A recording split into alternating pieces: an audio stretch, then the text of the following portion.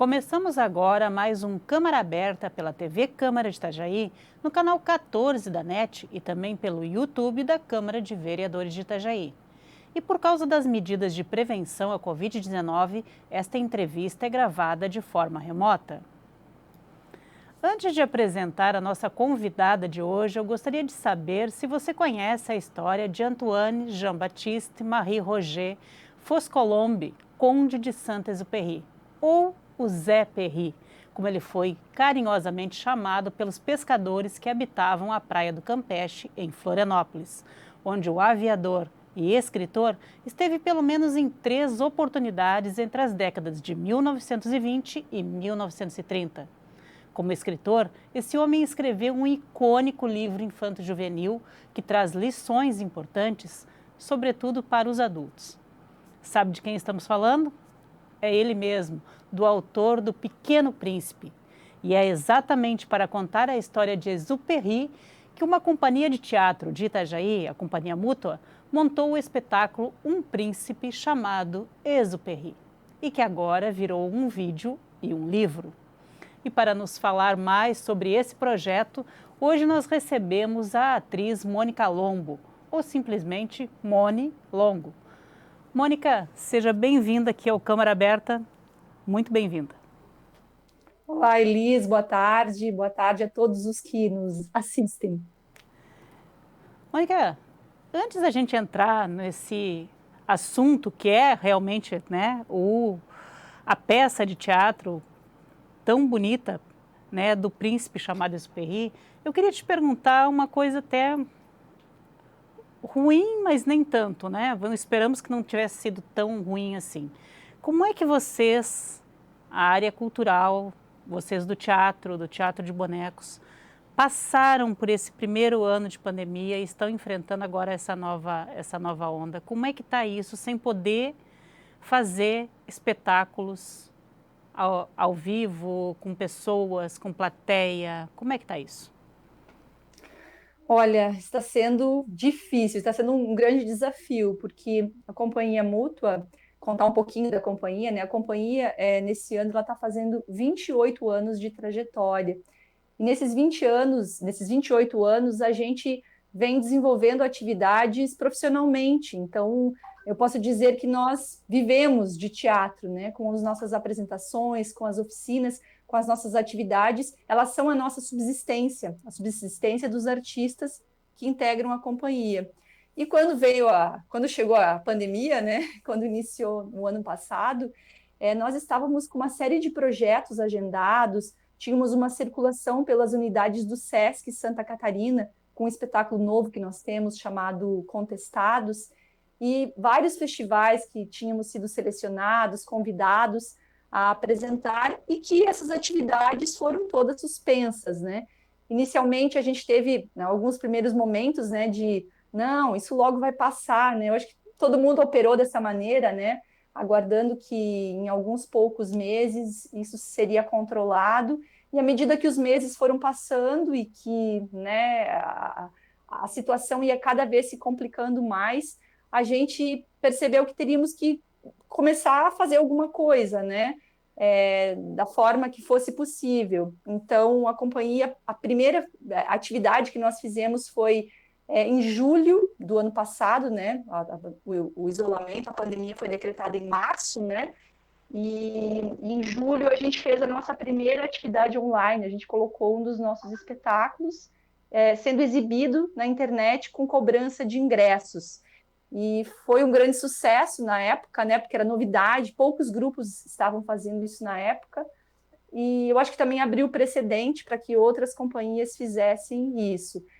E depois vieram alguns festivais online que nós participamos no decorrer de 2020, e agora, no início de 2021, vieram os recursos da Lei Emergencial Aldir Blanc, que eu acho que deu uma boa desafogada em várias companhias e artistas de diversas áreas. Mônica, hoje a Companhia Mútua, só a companhia de vocês, ela é composta por quantos artistas, equipe técnica? No total, quantas pessoas dependem da atividade da Companhia Mútua? Somos em 3 pessoas fixas, né? Eu, Laura Correia e Guilherme Peixoto, mas a cada projeto que nós desenvolvemos, há sempre em torno de 10 a 15 pessoas envolvidas, né? Que aí são profissionais contratados para aquele projeto específico, né?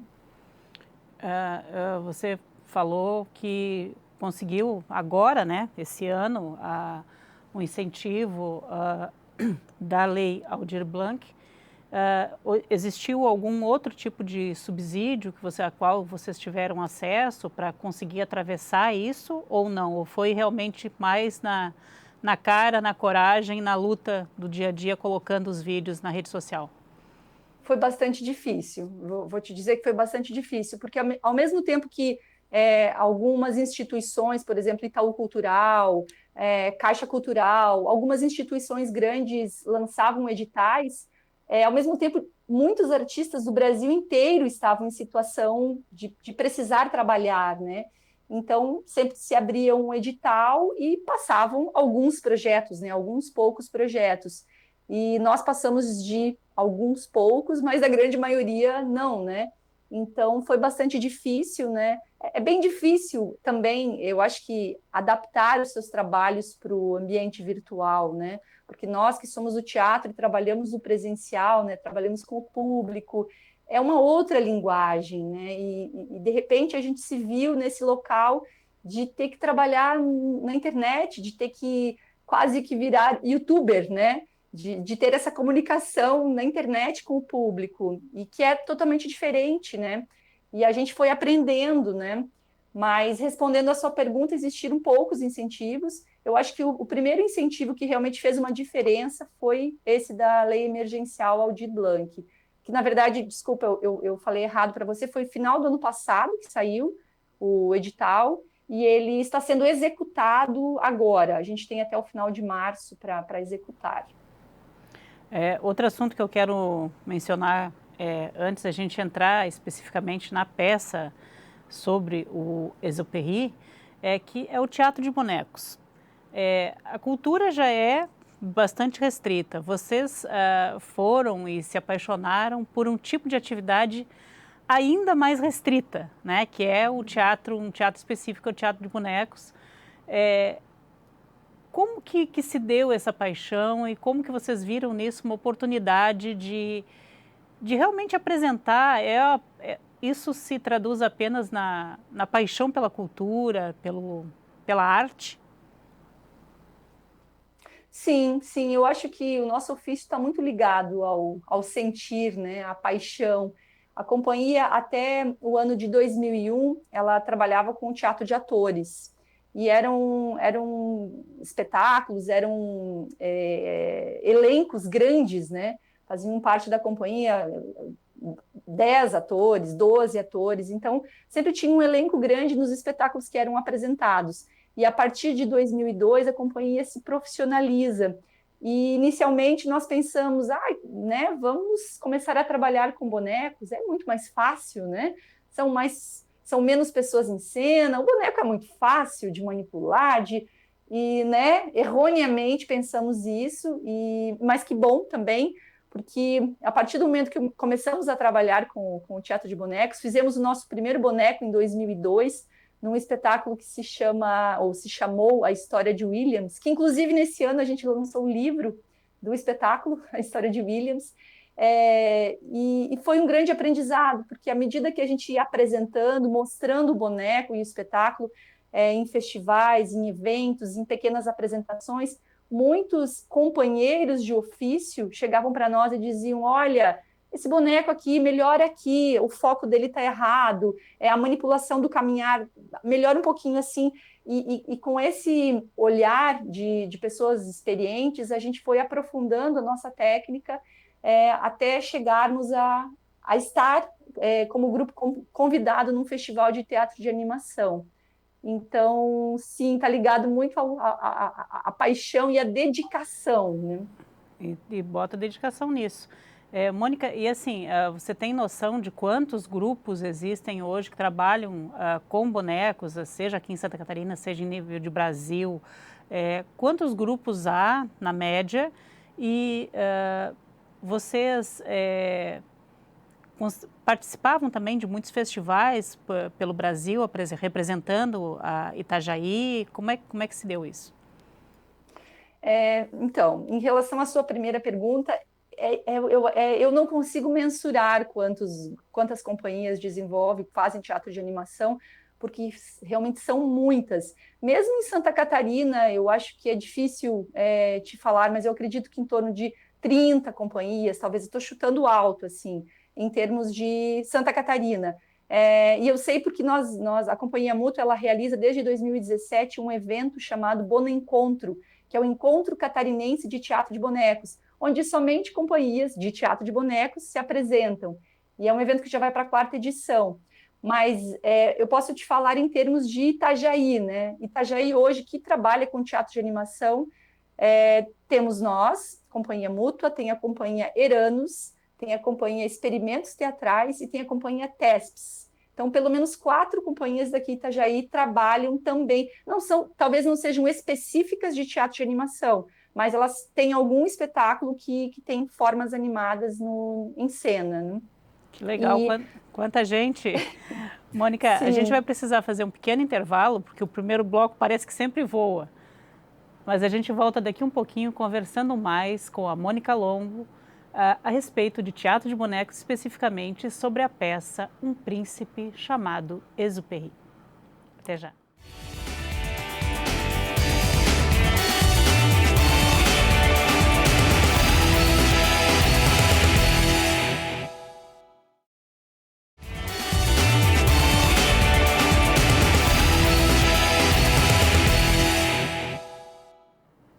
Olá, estamos de volta aqui no Câmara Aberta, que hoje entrevista a atriz e escritora Mônica Longo, da Companhia de Teatro de Bonecos. Mônica, a gente falava agora há pouco, né, sobre a atividade do Teatro de Bonecos, mas essa peça específica, que agora virou um vídeo e virou também um livro, como é que se deu? Da onde surgiu a ideia de por que falar sobre a vida do Antoine de Saint-Exupéry? Bom, eu vou voltar um pouco no tempo. Eu acho que a gente estava em 2006 e buscávamos um novo tema para a montagem de uma peça. E chegamos a cogitar a ideia de montar o Pequeno Príncipe. Eu tinha ganhado o Pequeno Príncipe fazia pouco tempo e fui à banca de jornal e vi uma chamada falando sobre a hipótese de Saint-Exupéry ter vindo a Florianópolis. E aquele tema, eu falei, nossa, que coincidência, eu acabei de ganhar o livro e agora cai esse jornal na minha frente. Fui ler e compartilhei com o meu grupo e a gente achou que seria um tema interessante para se montar um espetáculo. Escrevemos um projeto, como geralmente acontece, a gente ganhou um não inicialmente, mandamos de novo o projeto no ano seguinte para o Prêmio Funarte de Teatro Miriam Muniz, e somente na terceira vez que a gente escreveu o projeto e mandou, a gente já estava quase desistindo, é que a gente foi aprovado e dessa vez fomos aprovados na esfera federal, que é o Prêmio Miriam Muniz, na esfera estadual, que é o Prêmio Elizabeth Anderle, e também recebemos um incentivo da Lei Municipal de Incentivo à Cultura daqui de Itajaí. Então, esses 3 prêmios que nós recebemos nos permitiu fazer uma pesquisa extensa sobre a vida de Saint-Exupéry. Nós fomos à França, visitamos um museu que tem uma ala específica destinada a Saint-Exupéry, aos destroços do avião dele que foram encontrados no mar Mediterrâneo, no seu desaparecimento.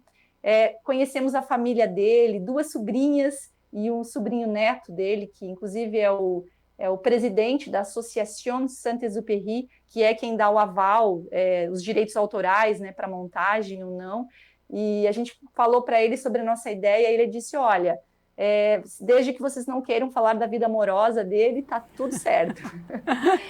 e a gente achou que seria uma história muito interessante de falar desse cara que ele arriscava a sua vida para entregar cartas, né? É muito poético isso. Nessa época que os aviões eram super precários, não tinham cabine, e eles sobrevoavam de continente para entregar cartas, né? Então, nos pareceu uma coisa muito poética para se abordar num espetáculo. E você falava assim, você soube através de um jornal que ele havia uma suspeita de que ele tivesse passado por Santa Catarina, pela ilha de Santa Catarina, mas parece que, se eu não me engano, não sei se foi em 2006 mesmo, ou foi mais recentemente, já há pesquisas que comprovam documentalmente a passagem dele por aqui. Até então não se sabia ainda não havia sido comprovado, né, que era a Saint-Exupéry, que teria passado umas 2 ou 3 vezes ali pela Praia do Campeche e pousado ali num campo ali próximo. Mas, se eu não me engano, foi a FAPESC acho que foi a FAPESC, que fez uma pesquisa, que financiou uma pesquisa acho que, se eu não me engano, foi uma pesquisadora da UDESC que conseguiu esses documentos que comprovariam, né, que ele realmente esteve aqui, pelo menos 3 vezes é comprovado que ele esteve aqui no estado, especificamente ali em Florianópolis, em 3 ocasiões, né, entre a década de 1920 e 1930. Quer dizer, como você disse, a poesia diz daquela dificuldade, quer dizer, os aviões extremamente precários, e ele veio até o Brasil, até o nosso estado aqui, para trazer cartas. Deve ser uma história riquíssima, né? Como é que você... o que mais de interessante, além dele ser um escritor brilhante e um aviador destemido, vocês conseguiram de informações sobre ele que pode ser encontrado agora na peça? Bom, a gente, para a montagem do espetáculo, a gente fez uma pesquisa bem extensa, né, de toda a vida dele. Então, lemos todos os livros que ele escreveu, biografias sobre ele, jornais, revistas, filmes, tudo que nos chegava, e aí eu também devo citar a Mônica Cristina Correia, que é uma pesquisadora de Florianópolis, que também ela está nessa questão da comprovação da vinda do Exupéry para Florianópolis, sempre trabalhou nisso, e dessa amizade, né? Dessa amizade que ele teve com o pescador de Florianópolis. Então, toda essa história da vida dele, a gente teve que resumir e chegar num espetáculo de 40 minutos, né? Então, a gente teve que fazer algumas escolhas. E a escolha foi falar da vida dele entre 1926, quando ele ingressa na aviação, até 1944, quando é o seu desaparecimento durante a Segunda Guerra Mundial. E esses anos, né, esses quase 20 anos de vida, tem passagens riquíssimas, né, passagens dele pelo deserto, quando de fato ele caminhou durante 7 dias pelo deserto, encontrou pegadas de uma raposa na areia e seguiu as pegadas, porque ele pensava, olha, se tem pegadas de um animal aqui no deserto, onde não tem nada, deve haver água por aqui. Então ele seguiu as pegadas e assim ele conseguiu se salvar. E até passagens pela Cordilheira dos Andes com outros pilotos, uma queda que ele teve no deserto da Líbia, onde ele quase morreu, ficou com sequelas. Dizem que ele não conseguia nem se vestir depois que o braço dele ficou duro. Então, a gente teve que resumir, obviamente, né? Mas tem passagens muito interessantes da vida dele que a gente coloca no espetáculo. E o que é legal no espetáculo é que todo de teatro de animação. E, claro, agora no vídeo as pessoas, né, vão ter uma ideia, mas para quem assistiu o espetáculo presencialmente, quando o público chega, ele se depara com um hangar, um enorme hangar de 6 metros de altura, não, de 4 metros de altura por 6 metros de largura, e o público entra no hangar e assiste o espetáculo de dentro do cenário. Então, o público está assistindo a peça, os aviões sobrevoam pela cabeça dele. Tem uma peça que a gente conseguiu dar bastante interação com os bonecos e o público. E é composto de quantos personagens? Passa também algum momento da peça, retrata essa veia criativa dele, da escrita, né? Evidentemente, conforme tu relataste, desculpe, agora há pouco, esse episódio dele no deserto, com certeza, foi o que inspirou ele a escrever uma parte do Pequeno Príncipe, que é, né, que todo mundo conhece, né, que é a raposa, que diz: você se torna eternamente responsável por aquilo que cativa. Talvez essa vida que ele viu ali atrás das pegadas tenha influenciado exatamente isso, né? Essa parte da escrita dele também está relatada na peça? Claro, a gente desde o início do espetáculo, a gente mostra Exupéry tirando o seu bloco e o seu lápis e escrevendo. Ele escreve em todos os lugares, como, aliás, é algo que a gente coletou na biografia dele, de que ele era uma pessoa que escrevia em tudo que ele encontrava pela frente. Então, em notas fiscais, em blocos, em agendas, em guardanapos de restaurante, e a gente tentou traduzir um pouco dessa escrita dentro do espetáculo. Nós temos um livro aqui, que foi um livro que, acho que dá para mostrar aqui, foi um livro que inspirou muito a montagem do espetáculo, que é um livro de desenhos de Saint-Exupéry. Todos os desenhos que ele já fez na sua vida estão nesse livro. E aqui a gente vê exatamente isso, que ele desenhava em todos os lugares, ele escrevia, ele rabiscava. E um dia perguntaram para Saint-Exupéry: o que você gosta mais, de escrever ou de voar? E ele disse: eu gosto de voar, porque a gente só pode escrever sobre as coisas que a gente vive. Então eu preciso voar para poder escrever sobre. Nossa, que bonito. E de fato, né? De fato, a obra dele é sobre aviação. Que bonito. São vários livros que ele escreveu com essa temática, né? São vários livros. Tem um em especial, assim, claro, esse aqui que eu mostrei, que é bem bacana, porque tem a parte visual dele, né, do traço dele, mas tem um livro que é um livro autobiográfico dele que se chama Terra dos Homens, onde várias histórias que a gente coloca no espetáculo são coletadas desse livro. Esse livro é muito lindo, assim, é aquele livro de você chorar lendo, sabe? De tão emocionante a forma que ele escreve sobre o ofício, né, do aviador. Nossa Senhora, já era apaixonada por Saint-Exupéry antes de conhecer um pouquinho dessa história, que a gente vai continuar vendo daqui um pouquinho. Não saia daí, nós voltamos ainda com a vida e a obra de Saint-Exupéry por meio da Companhia Mútua e seu teatro de bonecos. Só daqui um pouquinho.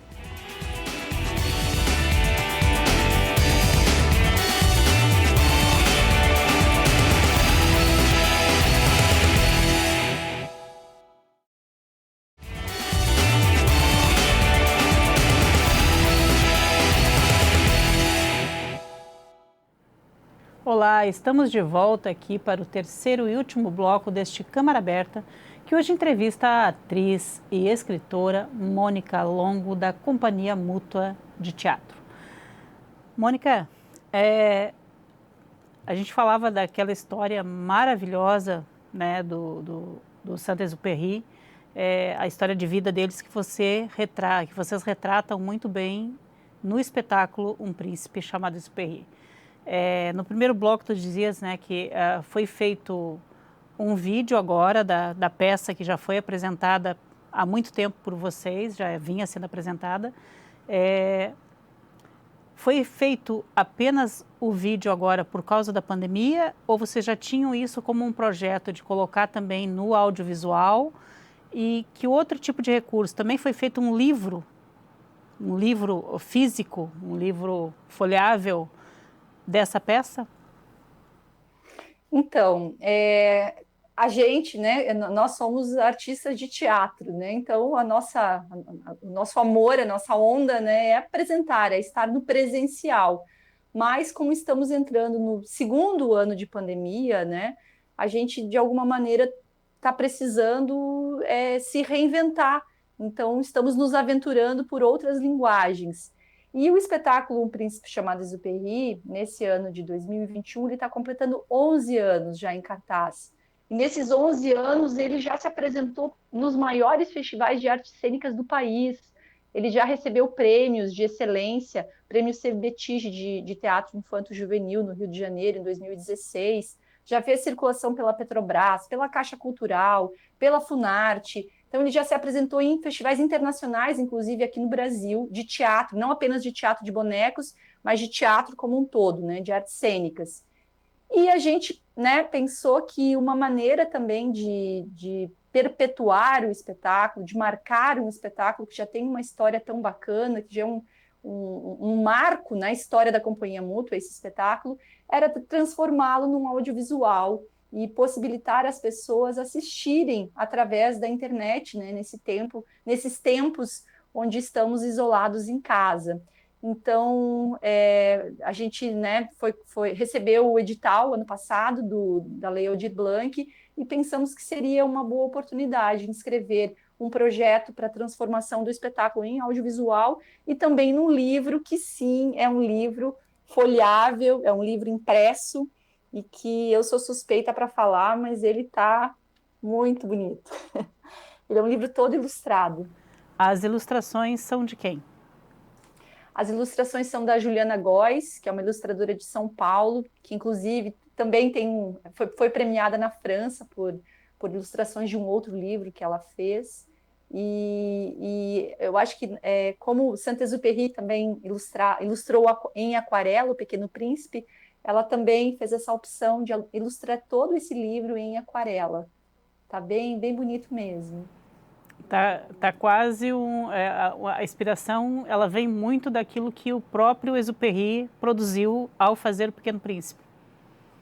Eu acho que de toda a obra dele, né? Eu acho que é claro que a gente não consegue dissociar, né, uma coisa da outra. Então, elementos como a rosa, como a raposa, elas acabam o voo, né? O avião, o aviador, eles acabam aparecendo bastante no espetáculo e, consequentemente, no livro também.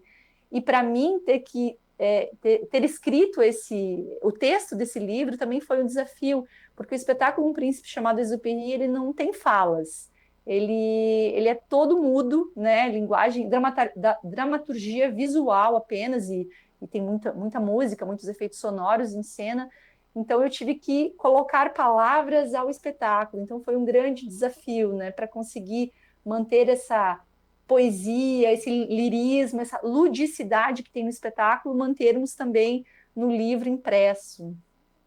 A gente espera que o público goste. E pode-se dizer que ele é mais voltado ao público infanto-juvenil ou não? Ele é um livro, como a obra do Exupéry, também passa por todas as faixas etárias e acho que desperta a criança que todo mundo tem dentro e isso é bom, faz viver novamente aquela criança que às vezes está ali adormecida. O livro e o espetáculo, apesar de contar a vida do Saint-Exupéry e não apenas se basear no livro Pequeno Príncipe, você imagina que isso seja uma coisa que perpasse para todas as idades ou ele tem um foco maior, digamos, talvez numa faixa etária infanto-juvenil? Eu não gosto muito das classificações, assim, mas obviamente a gente, né, quando manda um projeto, isso é uma coisa que eles exigem que a gente coloque, né, para que idade que para que tipo de público, qual é o segmento. Então a gente acabou colocando como infanto-juvenil, que a gente achava que era, mas agora em várias discussões com outros escritores que já viram o livro, falaram, gente, esse livro é para todo público. Esse livro é para a infância, inclusive, porque ele é um livro todo ilustrado, as páginas todas são ilustradas, mas eu acho que como o Pequeno Príncipe, que atinge públicos de todas as idades, eu acho e espero que seja assim com o meu livro, com o nosso livro, né? Porque eu coloquei as palavras, mas tem uma equipe enorme por trás da feitura desse livro. Então, a gente acha que é um livro para todas as idades, é um livro para pessoas sensíveis, que querem ver arte, que querem se emocionar, que querem ser despertadas de alguma forma. Tanto o livro, eu digo isso em relação tanto ao livro quanto ao audiovisual, que quando a gente montou o espetáculo, a gente também achava que, não, esse espetáculo é só para adultos, porque a dramaturgia do espetáculo, a gente fala muito sobre morte, sobre a solidão que o personagem sentia, e logo que a gente começou a apresentar o espetáculo, a gente percebeu que ele atingia todo o público. Claro, cada público ele recebe o espetáculo de uma maneira, né? Então os adultos iam lá e choram litros no final, né? Que eu não posso contar o que acontece. E, né, e se emocionam com as questões filosóficas mesmo que o espetáculo traz, né, da solidão de um homem adulto no meio do deserto, da morte, da vida, das distâncias, né, entre continentes, países. E as crianças se ficam encantadas pelos aviões coloridos que passam voando por cima delas, e o boneco, e a raposa, e todos os recursos do teatro de animação que a gente traz dentro do espetáculo. Então, eu acho que é um pouco isso, assim, é para todo público, né? É para pessoas sensíveis que gostam de arte. Tenho certeza que vai fazer o maior sucesso. Mas e agora? Eu quero ver o espetáculo no YouTube e eu quero comprar o livro. Como é que eu faço? Bom, o espetáculo, o audiovisual, né, ele tá, fez algumas exibições, né? O projeto ele começou no dia 26 de março, 26, 27, 28 e 29 de março, com exibições gratuitas no YouTube da CIA Mútua, CIA Mútua, bem assim como se fala, e o livro tem o lançamento agora, teve o lançamento no dia 30 de março, às 19 horas, também no canal da CIA Mútua e no canal da Traços e Capturas. Todas as informações de compra de livro, de acessos, a gente também está colocando nas nossas redes sociais, nosso Instagram, que é o CIA_Mútua, e a gente tem um Instagram do projeto, do livro, que é o @Príncipe Exupéry, que, aliás, a gente está com uma promoção bem bacana de lançamento do livro, que, como a Exupéry entregava cartas, a gente está tentando incentivar que as pessoas escrevam cartas também, né? Como a moda antiga. Então, as 20 primeiras cartas que a gente receber, voltadas ao personagem, né? As pessoas têm que escrever para o Exupéry, vão receber um livro gratuitamente em sua casa. Que bacana. Mas, assim, digamos que alguém viu ou queira ver o espetáculo, ele tem a forma de colaborar com vocês, seja pagar uma espécie de ingresso, tem alguma conta para isso, tem uma proteção para isso, para a pessoa que quer fazer a colaboração porque viu a necessidade, o valor, né, que tem um trabalho desse que vocês desenvolvem? E claro, claro, a gente recebe de coração super aberto. É, eu posso passar para você a conta e para o público também, quem quiser, entra em contato com a gente, que a gente fala. As exibições, em princípio, elas são todas gratuitas, porque a gente recebeu verba pública, né, por meio da Lei Aldir Blanc. Mas claro que se tiver alguém de bom coração que queira doar, a gente sempre aceita, porque, né, a gente está entrando no segundo ano sem trabalhar, né? Agora, graças a esse projeto, a gente está tendo esse trabalho, mas também que se encerra agora em abril, e, né, depois a gente só fica na espera da vacina, né, para a gente poder voltar ao modo presencial de novo. É o que está todo mundo querendo, né? Mônica, se você quiser, pode ficar à vontade para agradecer os patrocinadores que eventualmente colaboraram também para esse projeto, para que ele se tornasse realidade. Pode ficar tranquila que aqui nós somos uma TV pública e a gente gosta de quem gosta da cultura. Certo. Bom, esses dois projetos foram realizados com recursos da Lei Aldir Blanc, por meio da Fundação Cultural de Itajaí e do município de Itajaí, e, né, que são quem administram a verba que vem do governo federal por meio da Secretaria Especial da Cultura e do Ministério do Turismo. Mas eu quero mandar um agradecimento especial para a Fundação Cultural de Itajaí, que é um local que, assim, a gente se sente super abraçados. Nós, artistas dessa cidade, nos sentimos abraçados pelo trabalho que a Fundação faz aqui com a gente. E também gostaria de estender o agradecimento a toda a equipe dos dois projetos, que são muitas pessoas. Tem o pessoal da assessoria de imprensa, tem os editores, os revisores do livro, quem fez a ficha catalográfica, quem cuida da produção. Então, tem uma equipe, se eu contar dos dois projetos, de pelo menos umas 20 pessoas que esteve envolvido na feitura desses trabalhos. E aí eu digo assim, da importância do incentivo, porque com esse incentivo fiscal 20 pessoas receberam subsídios para pagar as suas contas e continuar, né, de alguma maneira vivendo. Então, a importância disso é bem, bem grande. E agradecer também vocês, né, pelo espaço aqui, para a gente estar conversando.